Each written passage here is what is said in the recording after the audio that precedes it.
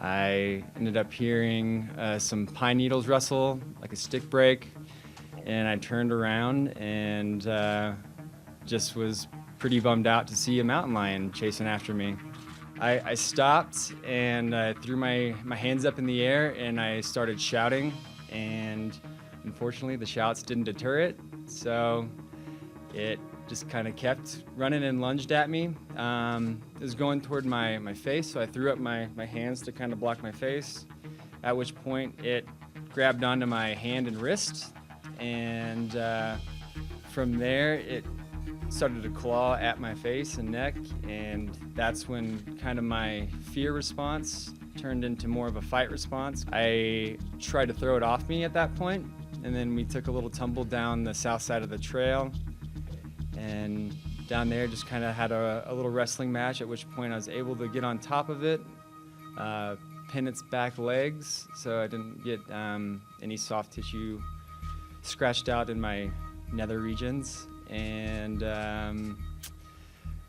at that point I was grabbing around for sticks. I only had my left hand free, my right hand was still locked in its jaws. Tried to get at its neck to see if I could stab it in the neck to get it to release. That wasn't working, the sticks were breaking. So then I picked up a rock that I had seen kind of near us.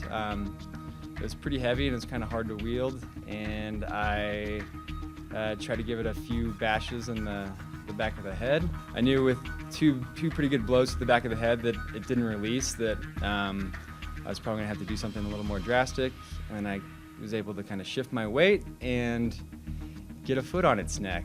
And at that point, I stepped on its neck with my right foot, and just slowly, after a few minutes, I thought I'd be getting close, and then it'd start thrashing again, and had a few more scratches that resulted from those thrashes at that point.